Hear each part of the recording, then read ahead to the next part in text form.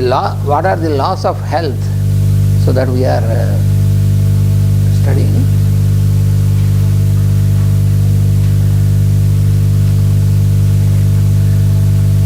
So yesterday we were studying about the word simple acceptance of a condition.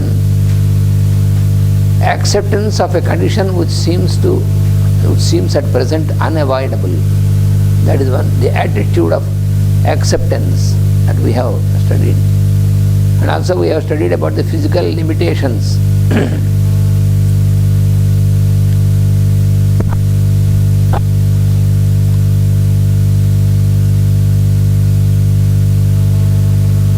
And how to handle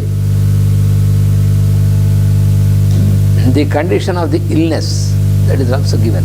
How we have to handle when you have a sick condition, when you are sick, when you have a sickness, when you have fallen ill, how to handle this, that is the next thing.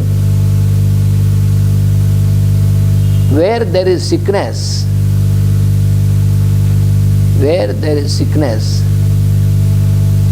then you can write, I will explain.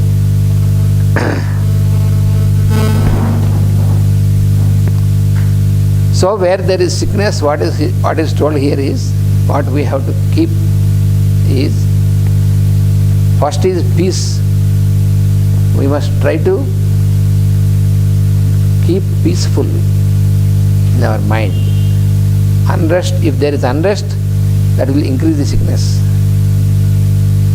Because already sickness is the result of a disturbance at the mental level. So if you keep peaceful first of all, then you can handle the situation. Otherwise, it will become much more worse. So peace, and also keep quietness and silence are necessary for healing. These three things: peace, quietness, and silence.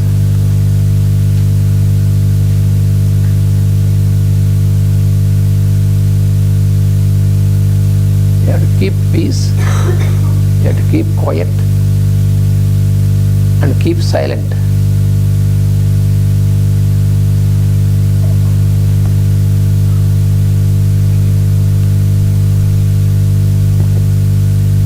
Because the most important thing which can heal us is the peace.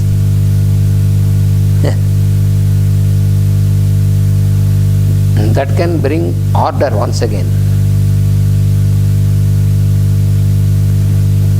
It is just like among the nations also, among the countries. If there is war, then it is all sickness. So we have to again establish peace. That is the only way. Until you establish peace, you are always suffering. When there is a war, there is suffering of the whole humanity, not one person. So in the same manner, our inside us also, sickness is like a situation of like a war, similar to war. So we have to make an effort to establish peace. Same thing also about healing when we have sickness. So peace and quietness, that is also important. That is why when some person is sick, very much sick, even physically also, generally they keep the person in such places like, which is called a sanatorium. Of course, the present sanatoriums are commercial, that is of no use, but real sanatoriums, where the patient can live quiet. And then silence is not just only physical silence, but mental silence. Unrest is on mental level. So mental silence is to be practiced. Otherwise, if you continue to be anxious, you cannot be healed. So mental silence is to be practiced, and for that what you have to do is, you have to, for some period, you keep away from all these transactions, because if you are able to keep peaceful in all the transactions, you will not fall sick. That is quite. When you are continuing your daily life with all the transactions, but yet you can keep yourself peaceful and balanced with your relations and other things, then automatically there is no need specially for you to go anywhere else. But since we are not able to handle these things, since we have fallen sick, then it is required that for a period of time you keep away from the normal routine, so that it will be possible for you to maintain mental silence first and then physical silence. You can speak. If you can keep mental silence, then necessarily if you have to speak, that is also silence only. That is not breaking the silence. So in our evening invocation there is a sentence, may we speak the silence without breaking it. What is this speaking silence? In the beginning it appears contradictory. When you speak, how can you be silent? So you can be silent even when you are speaking. That means your mind, if it is balanced, then even if you are speaking to other person, still you can keep silent. So may we speak the silence without breaking it. That is one sentence what we utter every evening in our invocation.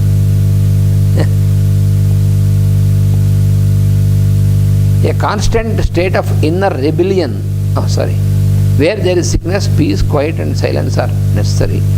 This refers not only to physical conditions but to the emotional and mental states of the patient, as well as those who are present with the patient. Not only patient, but those who are around the patient also. Suppose there is a patient suffering, and the people around the patient are in great unrest mentally, then the patient cannot be healed. Because if he is in the presence of such people who are mentally at unrest, there is no use.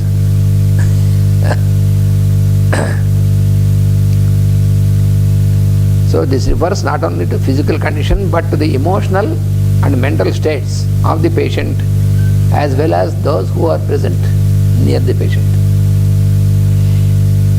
This is not always easy to attain.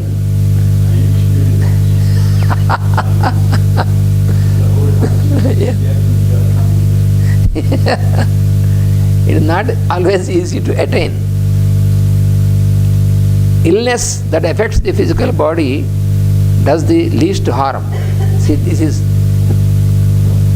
is what we have to very clearly understand. The illness that affects the physical body is less harmful than the illness which affects the emotion and the mind of the person. That brings more damage.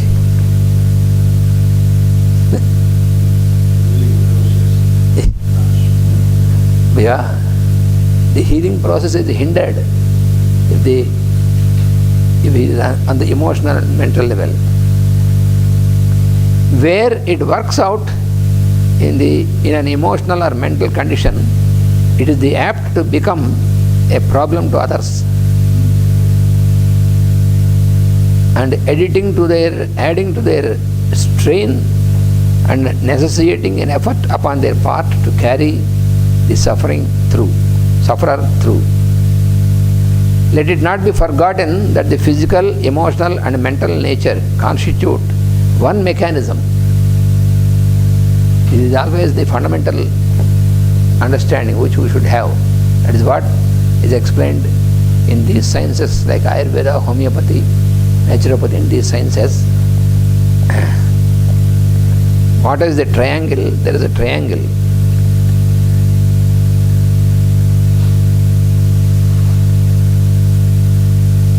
Physical,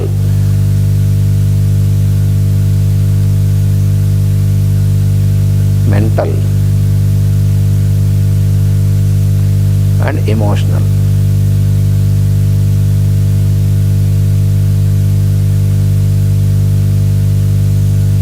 It is a trio. So all these three belong to one mechanism.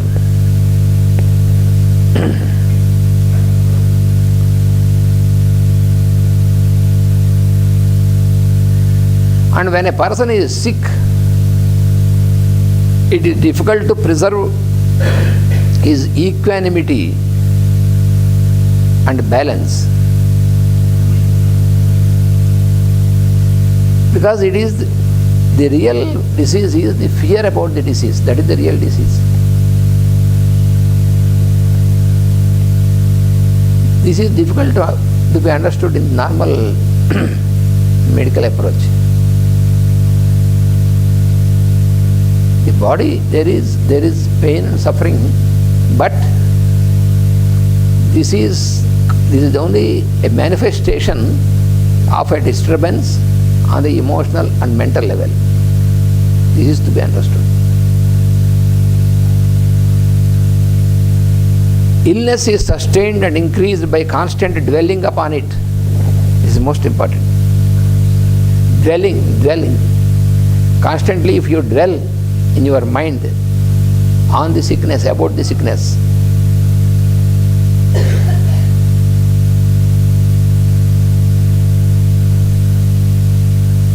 constant dwelling,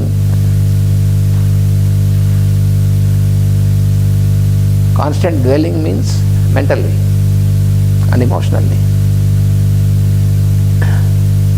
Constant dwelling on sickness.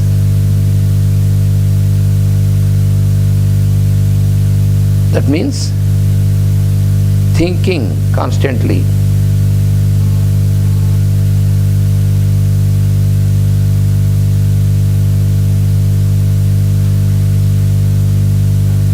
About sickness.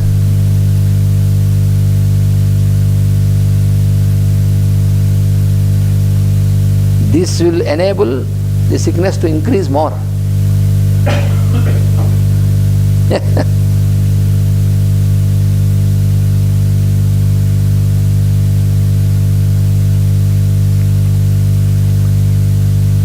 When you start thinking that you have some sickness,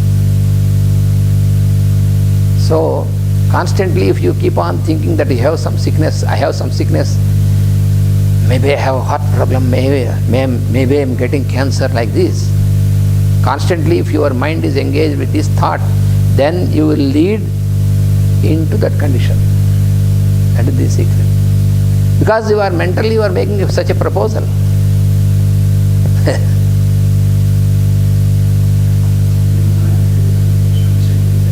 Yes.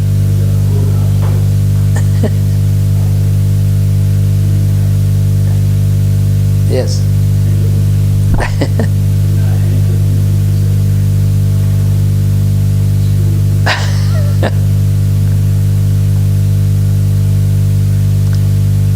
When you do not dwell, when you can practice, because this is to be practiced before, not when once you got into sickness and then you start practicing this, that is not possible. So that is why these are the things which are to be practiced when you are healthy. When you are normal life, if you could practice, then it will be possible for you not to dwell in the sickness. The sickness will be there for the body may get some sort of problem, but then also if you dwell upon it, then it increases the problem and never you can get a solution. That is difficult to heal such a person. Our Ramakotaya, the old healer, he always used to tell that don't meditate upon your disease, my dear fellow. You meditate upon master or you meditate upon higher force. If you keep on meditating upon the disease, then nobody can heal you. That is what he used to tell. Yeah.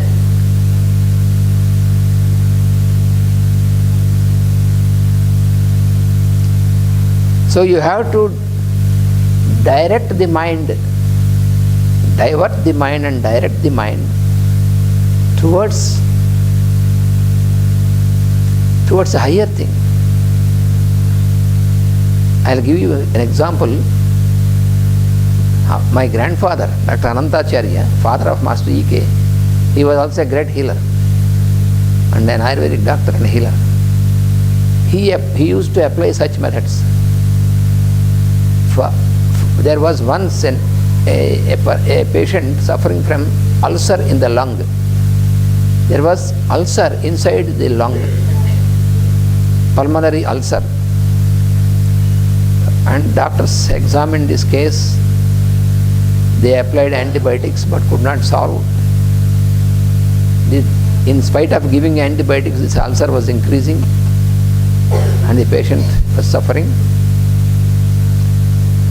And those allopathic doctors, they knew my grandfather. When they have some very difficult case, when they found it was impossible, then they used to refer such cases to him because they know he has special method. So therefore, they told the patient, you please meet Anantacharya because we cannot solve your problem because it is increasing. So then what my grandfather did was, they were expecting that he will give some medicine immediately. His treatment was very special and peculiar. He never applied any medicine immediately. So he said, okay, I will treat you, but you follow my instruction. I know when to give a medicine, don't be in a hurry. Already many medicines were given to you by those doctors. If I also put some medicines to you, it makes no sense. So he selected some very special classical music and he made the patient lie down, and he made the patient to lie in a position legs up and head to a little bit down, and he started to play the discs of this special selected music, and he was sitting by the side of the patient and giving his healing energy, invoking, and made the patient to listen to the music. Because till that time, all the time the patient was dwelling about his disease and all his suffering. And these doctors are giving only medicine, they could not do anything for this, and also family members, friends and all this, visiting them and increasing his problem. This is that mentally he is getting more sick. And the doctors told him that you cannot be cured, you will die like this. That is what the allopathic doctors do generally. They directly tell to the patient that you have such disease and you will die. Like shooting. Because already you give such a suggestion to the mind of the patient, how can he be healed? So then, therefore, he told the patient, you don't worry, you will recover. You listen to this music. And then slowly he started this music playing. It's very like a flute and some very fine classical music, vocal music and this. And then till that time he was having pain and he could not sleep. And once he started this, he got relaxed and started to relax, not feeling pain. And after 24 hours, then this ulcer inside, which is there since, and then it started to ooze, and this oozing came out through the mouth, and he collected all this to go out. It took 2 or 3 days more, and gradually the patient started to get betterment. The pain and the suffering is reduced, not given any medicine. He was just meditating and just put him on the music. And after 3-4 days, then the patient felt very very well, because the ulcer it has gone out with all the oozing.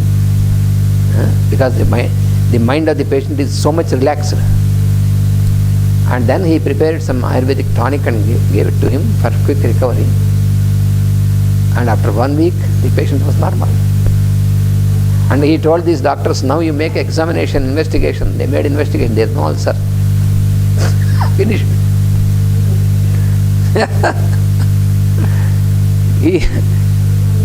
His method of healing was very special. Special means it is original, natural.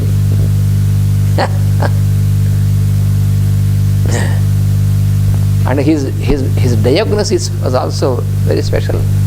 He never depended upon the laboratory investigation, all this, never.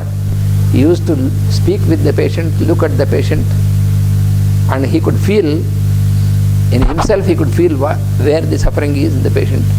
And he knew. So these doctors, the big doctors of this area, they know that this is a special man. So wherever there is a case which was impossible for them, they used to refer to him. In those days, it was between 1930 and 50s, in this 20 to 25 years period, when my father was a young boy. You know, my father, when he was a little child,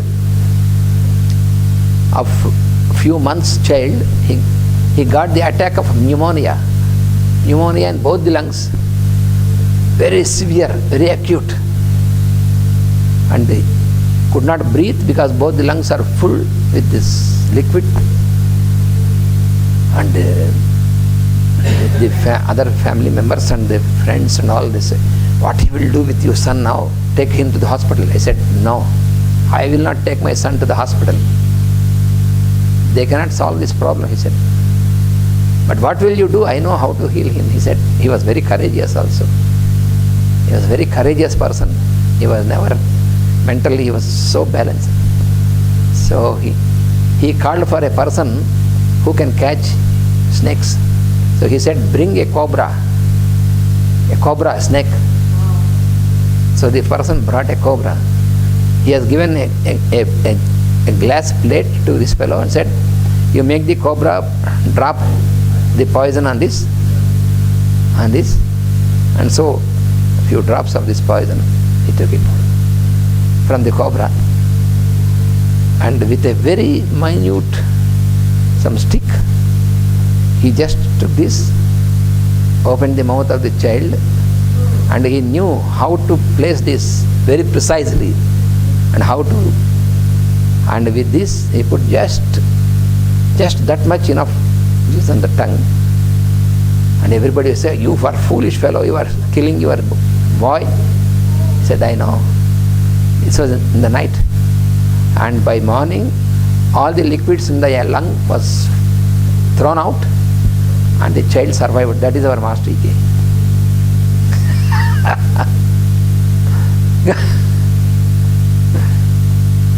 So he could do this because he never said, oh, my son is suffering. It's not my son, it is a person suffering, we have to heal him. Whether it be his son or other's child, so for him it is the same. So that is his level of consciousness. So that is why he could heal. If he is emotional about the sickness of his son, he will fail. Same thing we found with Master Ekkirala also. He never felt emotional or afraid when his children are also sick. Master Ekkirala started this homeopathic healing, started for his son first, my brother, and then extended this for the whole of humanity. So therefore, it is very important. Constant dwelling on sickness increases the sickness. That is the secret. So we have to make the patient in a very peaceful atmosphere and forget about the disease and divert the mind and then you can do this work. So for yourself also, if you want to be healed, you should train yourselves not to dwell mentally about the sickness. If you have fear about the sickness, you cannot be healed. First of all, we have to eliminate the fear. So that is also possible with homeopathy. That is what in many cases we see. In some cases there is intense fear. That is one of the symptoms in some of the remedies. We can identify this. So irrespective of the disease, we take these symptoms into consideration and select a remedy which can act on these mental symptoms, this fear and anguish and all these things, and then the person is cured, whatever may be the disease. That is the approach of homeopathy. In homeopathy, we are not concerned about the name of the disease. We are not concerned about what the diagnosis given by the allopathic, basing on the laboratory tests and all these things. We are not concerned. We are concerned about how the patient feels. What is the mental condition of the patient? What is the emotional condition of the patient? That is how we make an approach in homeopathy. Otherwise, you cannot do it. You have to eliminate this anguish, this fear. It is very surprising if you know this, how immediately it works. If you make such an approach. There is a wrong conception in the minds of people that homeopathy will work very slowly, therefore in acute conditions we cannot use homeopathy. That is wrong.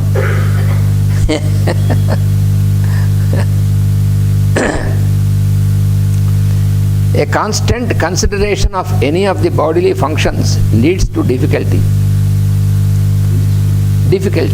Because if you see, oh, my heart,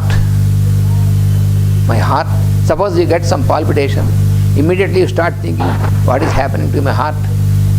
The more you start thinking, the more the palpitation will increase.